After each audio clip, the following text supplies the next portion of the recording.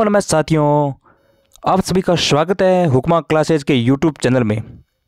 आज के वीडियो में बात करने वाले संस्कृत विषय का 10 का जो मॉडल पेपर है उसके बारे में मित्रों। ठीक है, यानी कक्षा 10 का मॉडल पेपर आपके सामने लेकर मैं प्रस्तुत हुआ हूँ।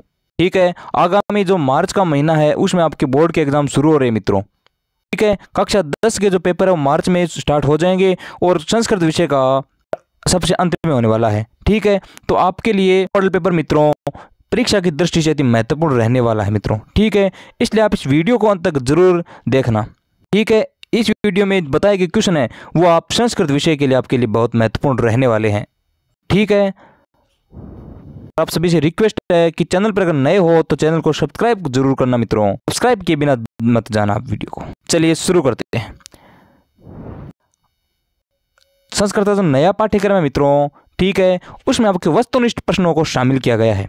ठीक है, वस्तुनिष्ठ प्रश्नों में सबसे पहला प्रश्न है आपका सिंहस्य पुच्छम कह दुनोती। इसका मतलब होता है हिंदी में कि सिंह यानी शेर की जो पूंछ है उसको किसने घुमाया था। ठीक है, आपका जो सौहार्द प्रकृति शोभा नामक पाठ है उसमें से प्रश्न लिया गया है। ठीक है, ऑप्शन ए है आपका काका है, ब मयूर है, स वानर है, द श्रृगाल है। तो इसका सही आंसर हो जाएगा आपका स वानर है। ठीक है, वानर है उसने शेर की जो पूंछ है उसको घुमा दिया था। ठीक है, पूरी कहानी आपको पाठ है वो आपको समझ में आया होगा, आपने पढ़ा होगा। ठीक है, अगला क्वेश्चन है 2 नंबर सूची पर्यावरणम पाठानुसारेण केशाम माला रमणीय। ठीक है, पुष्पाणाम, ललित लतानाम, मौक्तिकानाम, रूप्यकानाम। आपका प्रथम पाठ है सूची पर्यावरणम, उस पाठ का ये प्रश्न लिया गया है। तो इसका सही उत्तर हो जाएगा ललित लतानाम, ये नवीन जो लताएं हैं, ठीक है, उनकी मालाएं वो रमणीय लगती है, शोभनीय लगती है मित्रों। 3 नंबर प्रश्न है लोके महतो भयात कयम उच्यते, यानी संसार में सबसे बड़े से बड़े भय कौन मुक्त हो जाता है। ठीक है, ऑप्शन ए कुशल है, धूर्त है, बलवान है, बुद्धिमान है। तो सही आंसर इसका हो जाएगा बुद्धिमान है। अगला क्वेश्चन है सज्जन है इत्यस्य पद से संधि विच्छेद है कुरुत, यानी सज्जन शब्द का संधि विच्छेद आपको करना है। ऑप्शन ए है सत जन है, ब सन धन जन है, शह धन जन है, द सज धन जन है। यही आंसर हो जाएगा ऑप्शन ए शत धन जन है। ऑप्शन नंबर 5, प्रश्न नंबर 5 आपका चोर भयम इतरत्र का समास है। ठीक है, इसमें आपको समास बताना है। ठीक है, चोर भयम में समास कौन सा है। ऑप्शन ए अव्ययी भाव, ब तत्पुरुष, श बहुब्रीहि, द द्वंद्व। तो इसका सही आंसर हो जाएगा ऑप्शन ब तत्पुरुष समास। बढ़ते हैं आगे। प्रश्न नंबर 6 अध्यक्ष इत्यत्र कह उपसर्ग है, यानी अध्यक्ष में आपका उपसर्ग कौन सा है। अति उपसर्ग है, अध उपसर्ग है, अधि उपसर्ग है या आंग उपसर्ग है। ठीक है, आपको पता है अति उपसर्ग होता ही नहीं है। इस अध्यक्ष में ना आपके अधि उपसर्ग होगा मित्रों। ठीक है, अति, अध और आंग ये उपसर्ग इसमें नहीं होंगे। ठीक है, अधि उपसर्ग इसका सही आंसर हो जाएगा। बढ़ते हैं आगे। 7वां प्रश्न है अपहर्ति पदे कै उपसर्ग है। अपहर्ति में आपका उपसर्ग बताना है। अप है, औ है, निस है या अपी है। सही आंसर हो जाएगा अप। अगला प्रश्न 8 नंबर सैचुत्व संधि उदाहरणम अस्ति, यानी सैचुत्व संधि का उदाहरण कौन सा है। तो इसका सही आंसर हो जाएगा ऑप्शन ब सज्जन है। ठीक है, इसका संधि विच्छेद हो जाएगा सत धन जन है। ठीक है मित्रों, बढ़ते हैं आगे। प्रश्न नंबर 9 का पूछ रहा है इसमें चरत्व संधि उदाहरणम अस्ति ही, यानी चरत्व संधि का उदाहरण कौन सा है। उत्पन्न, जगदीश है, चोरोयम, सज्जन है। सही आंसर इसका हो जाएगा उत्पन्न है। अगला प्रश्न है उत्थानम पदे कै उपसर्ग। उत्थानम में आपके उपसर्ग पूछा है आपको। उत होगा, उद होगा, अधि होगा या आंग होगा। इसका सही आंसर हो जाएगा ऑप्शन नंबर ब उद उपसर्ग। प्रश्न नंबर 11 द्वंद्व समास से उदाहरणम अस्ति, यानी द्वंद्व समास का उदाहरण आपको पूछा है। दशानन होगा, प्रत्येकम होगा, उपकृष्णम होगा या पितृ होगा। देखिए, द्वंद्व समास में आपके दोनों पद प्रदान होते हैं, यानी उभय पद प्रदान होते हैं मित्रों। ठीक है, इस हिसाब से आपके ये 3 ऑप्शन गलत होंगे, इसमें आपका ऑप्शन नंबर द सही हो जाएगा, यानी पितृ इसका सही आंसर हो जाएगा। प्रश्न नंबर 12 अव्यय पदम अस्ति, इनमें अव्यय पद आपको बताना है कि कौन सा जो उदाहरण है ना अव्यय पद के साथ संलग्न है।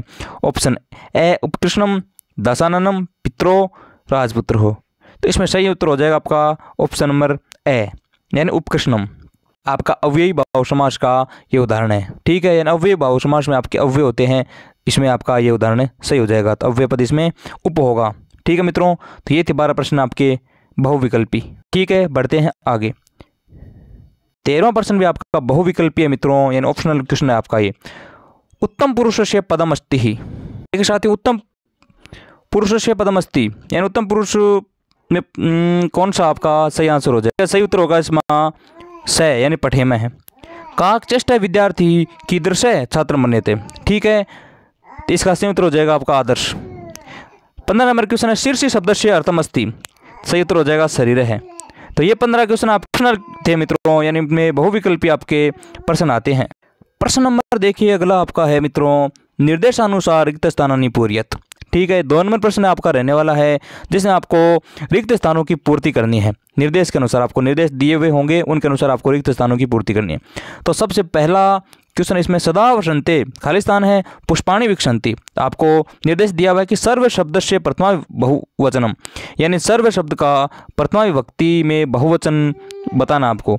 सर्व जो आपका सर्वनाम शब्द है उसका बताना आपको प्रथमा विभक्ति बहुवचन। का सही उत्तर हो जाएगा सर्वो मित्रों। ठीक है, यानी सर्वो होगा इसका राइट आंसर। देखिए साथियों, अगला प्रश्न आपके लिए है, इसमें आपके खाली स्थान दिया हुआ है कि सर्वे खाली स्थान शुकिन है, भू धातु है, उसका लोट लगाकर बताना है। तो इसका सही उत्तर हो जाएगा सर्वे भवन्तु। ठीक है, आपने पंक्ति भी सुनी होगी कहीं ना कहीं, तो इसका सही उत्तर हो जाएगा भवन्तु, सर्वे भवन्तु सुखिन है। अगला प्रश्न है देखिए, विशिष्टम ज्ञानम कथ्यते। खाली स्थान इसमें है, इसका पूर्ति करने 2 शब्द आपके, विज्ञानम या पंडित है। तो सही उत्तर हो जाएगा विज्ञानम। ठीक है, देखिए इसमें 4 नंबर प्रश्न है, खाली स्थान दिया हुआ है नौकाया नदी तरती ही। नौ फिर आपके ठन, यानी प्रत्यय दिया आपको। ठीक है, इस प्रत्यय का आपको सही जवाब देना है। 9 शब्द के साथ ठहन प्रत्यय जुड़ेगा तो क्या शब्द बनेगा? देखिए ठहन प्रत्यय में आपको पता है इक शेष बचता है। ठीक है मित्रों, तो इक के हिसाब से आपके 9 शब्द के साथ अगर इक जोड़ेंगे तो नाविक शब्द बनेगा इसका सही उत्तर, यानी नाविक नौकाया या नौकाया नदी में तरती ही। तो अगला क्वेश्चन है ग्रामम खाली स्थान तृणम स्पर्शति ही। सत्री प्रत्यय आपको गम धातु के साथ जोड़ना है, तो सत्री प्रत्यय में अत्त शेष बचता है। ठीक है, तो इस हिसाब से आपका शब्द बन जाएगा गच्छत। ठीक है, गच्छत बन जाएगा इसका सही आंसर। अगला प्रश्न है 6 नंबर, सुरेश खाली स्थान बधिर है। कर्ण शब्द से तृतीया एक वचन बताना आपको। इसके अलावा आपकी विभक्ति है ना, तृतीय विभक्ति के हिसाब से बताना आपको। तो कर्ण शब्द की तृतीय विभक्ति आपके इसमें होगी कर्णेन शब्द होगा इसका सही आंसर, यानी कर्णेन यहाँ पर खाली स्थान में आपके आ जाएगा। ठीक है, सुरेश है, कर्णेन बधिर है, इस यानी अंग विकार में आपके तृतीय विभक्ति होती है, वो आपका यहाँ पर नियम काम कर रहा है मित्रों। ठीक है, अगला 7वां प्रश्न है पुस्तकम भोजनम खादती। पट के साथ आपके सत्री प्रत्यय जोड़ना आपको, तो पठत हो जाएगा यहाँ पर, अतिशेष बचता है इसमें। पुस्तकम पठतो भोजनम खादती ही। अगला प्रश्न है 3 नंबर, अधोलिखितम अपठित गद्यासम पठितम प्रश्नानि उत्तराणि लिखत। ठीक है, आगे आपका अपठित गद्यास दिया हुआ है, इसको पढ़ करके आपको प्रश्नों के उत्तर देने हैं। ठीक है, इस अपठित गद्यास को आपको ध्यानपूर्वक पढ़ लेना है। इस अपठित गद्यास को आपको ध्यानपूर्वक पढ़ना है, उसके बाद में आगे जो प्रश्न दिए हुए हैं तो उन प्रश्नों के आपको उत्तर बताने मित्रों। ठीक है, देखिए पहला प्रश्न इसमें एक पदेन। ठीक है, क्या ऑप्शन दिया है, इसमें आपको एक पदेन उत्तर देने हैं। ठीक है, यानी उत्तरों की जो सीमा है वो एक पद रहने वाली है मित्रों। ठीक है, एक पद में आपको इनके आंसर देने हैं। तो एक पद में आपका पहला प्रश्न है महाभारत से है रचयिता क्या है। तो आपको इसका आंसर पहले से भी पता है कि महाभारत के लेखक कौन है। तो इसका राइट आंसर ये देखो यहाँ पर दिखा रखा है, वेद व्यास। ठीक है, वेद व्यास इसके लेखक हो गए। अगला 2 नंबर है श्रीमद् भगवद गीता कस्मिन् ग्रंथे विद्यते है। तो इसका राइट आंसर देखिए यहाँ पर पैराग्राफ में 3 नंबर जो लाइन है इसमें अस्य ग्रंथस्य भीष्म पर्वणि श्रीमद् भगवद गीता विद्यते। भीष्म पर्वणि इसका आंसर हो जाएगा। ठीक है, भीष्म पर्व के आपके अंदर आपके श्रीमद् भगवद गीता विद्यमान है। 3 नंबर ऑप्शन इसमें है मानव जीवन से कति पुरुषार्थ अत्र वर्णिता। तो इसका सही आंसर यहाँ पर देखिए इस गद्यास में आपको दिख रहा होगा, मानव जीवन से धर्म अर्थ काम मोक्ष रूपः समस्तो पुरुषार्थ हो अत्र वर्णिता। क्या आंसर आपको ये 4 देने हैं, धर्म अर्थ काम मोक्ष। ठीक है, आप इसका आंसर चतवारी भी कह सकते हो या इसके अलावा आप इनके नाम भी लिख सकते हो। ठीक है, अगला 4 नंबर प्रश्न इसमें पंचमो वेद है कम कथ्यते है, तो सही आंसर हो जाएगा महाभारतम, यानी महाभारत को 5वां वेद कहा गया है। तो इसके एक पद में आपको आंसर देना है। ठीक है, आगे देखिए, पूर्ण वाक्य में उत्तरत, यानी आपको पूर्ण वाक्य में उत्तर देना है इस प्रश्न का, तभी आपको पूर्ण इसमें नंबर मिलेंगे मित्रों। महाभारते मुख्य विषय रूपेण किम वर्णितम अस्ति ही, का राइट आंसर आपको इस गंध्यास में दिख रहा होगा। प्रथम लाइन है अस्मिन् ग्रंथे कौरव पांडवानां महायुद्धम मुख्य विषयन वर्णितम अस्ति, तो इसका राइट आंसर ये हो जाएगा। ठीक है, आगे देखिए, 2 नंबर प्रश्न इसमें है भीष्म पर्वणि का विद्यते, यानी भीष्म पर्व में क्या विद्यमान है, तो सही आंसर आपका पूर्ण वाक्य में लिखना आपको। तो ये रहा अस्य ग्रंथ से भीष्म पर्वणि श्रीमद् भगवद गीता विद्यते, सही आंसर हो जाएगा। 3 नंबर प्रश्न है महाभारते केषां युद्धानां वर्णितम अस्ति ही, सही आंसर हो जाएगा अस्मिन् ग्रंथे कौरव पांडवानां महायुद्धम मुख्य विषय रूपेण वर्णितम अस्ति, तो इसका आंसर यह हो जाएगा मित्रों। अगला प्रश्न है गए इसमें अस्य गंध्यास्य समुचितम शीर्षकम लिखत, समुचित शीर्षक लिखना मित्रों इसका। ठीक है, शीर्षक आपको एक पद में देना होता है, ध्यान रखना। ठीक है, एक पद में आपको देना होता है शीर्षक, ज़्यादा से ज़्यादा आपके 2 पद हो सकते हैं, इससे ज़्यादा आप लंबा करोगे तो आपके नंबर कट जाएंगे। तो इसका सही आंसर हो जाएगा महाभारत विषय, महाभारते, ऐसा राइट आंसर हो जाएगा इसका। अब अगला है गए के बाद में गए भाषिक कार्य में, यानी व्याकरण से जुड़े प्रश्न आपके आएंगे इसमें। ठीक है, व्याकरण से जुड़े हुए आपके प्रश्नों में सबसे पहला है ज्येष्ठ इति पद से विलोम पद है, यानी ज्येष्ठ का मतलब होता है बड़ा। ठीक है, इसका विलोम पद हो जाएगा कनिष्ठ। ठीक है मित्रों, कनिष्ठ यानी छोटा। अगला प्रश्न है ज्येष्ठ युधिष्ठिर है राज सिंहासनम आरोहम अत्र विशेष पदम किम। देखिए मित्रों, विशेषण व विशेष्य आपको ध्यान रखना है। विशेषण होता है ना मित्रों, वो पहले आता है, विशेषण पहले आता है, और विशेष्य आपका होता है ना, वो आपका बाद में आता है। तो इस हिसाब से यहाँ पर जो ज्येष्ठ युधिष्ठिर शब्द है, इसमें आपका पहले तो विशेषण ज्येष्ठ हो गया, तो इसमें विशेष्य आपका युधिष्ठिर हो जाएगा। ठीक है, जिसके बारे में बात करें, जिसकी विशेषता बताई जाए, विशेष्य कहलाते हैं, तो इसका राइट आंसर हो जाएगा युधिष्ठिर। अगला प्रश्न है अस्यां गीतायाम अष्टादश अध्याया सन्ति ही अस्मिन् वाक्ये कर्तृपदम अस्ति ही, तो इसमें कर्ता आपके गीतायां हो जाएगा। ठीक है, अगला है 4 नंबर युधिष्ठिर है राज सिंहासनम अत्र क्रियापदम चिनोत, के गंध्यास में से आपको ढूंढना है क्रियापद, तो क्रियापद आपके अंत में आता है, आप ध्यान रखना। ठीक है, इस शब्द के अंत में आपके आरोहित आया है, तो ये आपके क्रिया हो जाएगी। ठीक है मित्रों, बढ़ते हैं आगे। ये जो दी गई संख्या है ना, अधोलिखित संख्या शब्दों संस्कृत लिखित, इन संख्याओं का आपको संस्कृत में लिखना है मित्रों। ठीक है, आपको के संख्यावाची शब्द है ना, इनको याद कर लेना है। ठीक है, खंड बैग के ऊपर चर्चा करते हैं। साथ ही वीडियो काफ़ी बड़ा हो जाएगा, इसलिए थोड़ी सी शीघ्रता के साथ बता रहा हूँ सारे क्वेश्चंस आपके लिए जो अति महत्वपूर्ण रहने वाले हैं। ठीक है, अगर चैनल पर नए हो तो मित्रों सब्सक्राइब जरूर करना, वीडियो को लाइक जरूर करना। ठीक है, खंड बैग का पहला प्रश्न है राम बशयानेन ग्रामात् जयपुरम गच्छति ही, रेखांकित पदे विभक्ति तत्कारणम च लिखित, यानी रेखांकित पद है ना, उसमें विभक्ति उसका कारण भी लिखना आपको। ठीक है, ग्रामात्, इसमें आपके विभक्ति तो होगी पंचमी मित्रों, पंचमी विभक्ति होगी। ठीक है, और इसमें उसका कारण होगा विलगाव। ठीक है, विलगाव या किसी वस्तु का दूसरी वस्तु से अलग होना। ठीक है, यह आपका कारण हो जाएगा, अलग होने के भाव में आपके पंचमा विभक्ति होती है। ठीक है, इसका राइट आंसर ये हो जाएगा पंचमी विभक्ति। अगला 5वां प्रश्न है, देखिए मित्रों, यहाँ पर आपको वाक्य संशोधन करना है। प्रश्न 5 में गोपाल है ग्रामीण गच्छन तृणम स्पर्शति, यहाँ पर देखिए गोपाल प्रथमा विभक्ति एक वचन है, तो यहाँ पर क्रिया गच्छन गलत है, इसके हिसाब से क्रिया हो जाएगी गच्छति। ठीक है, गच्छति यहाँ पर सही आंसर हो जाएगा इसका।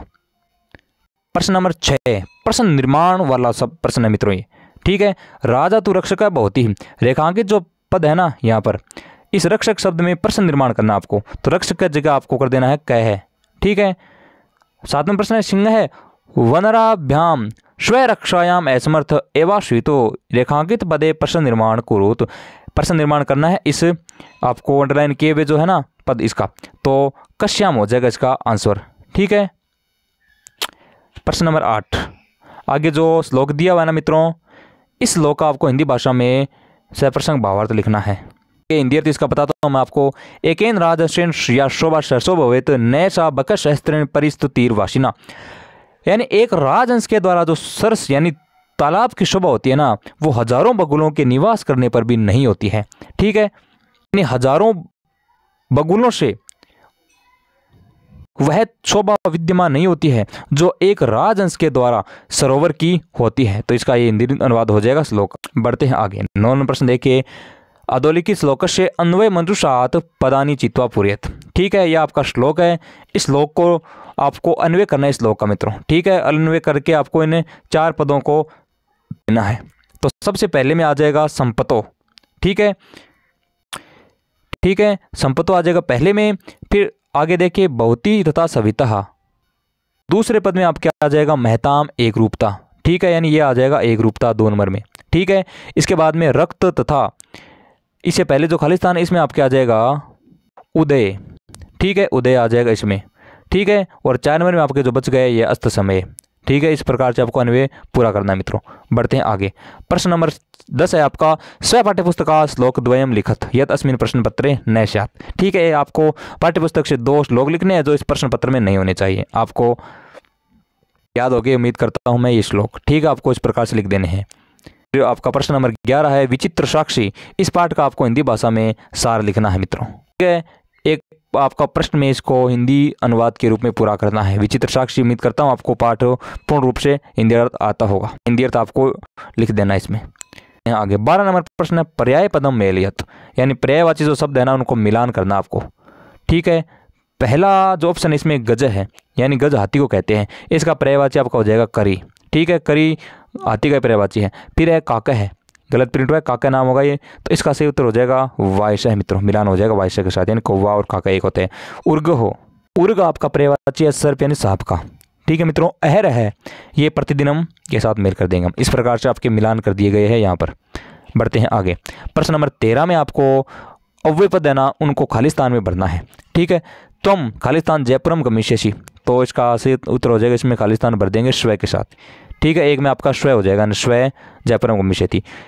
2 नंबर है सुरेश है मया से जयपुरम गमिष्यति ही, इसका सही उत्तर हो जाएगा अपि, सुरेश अपि। ठीक है, 3 नंबर अहम तिष्ठु हो, तो अहम एव हो जाएगा इसमें, अहम एव तिष्ठु। तो इस प्रकार से आपको खालिस्तानों की पूरी करनी है पूर्ति।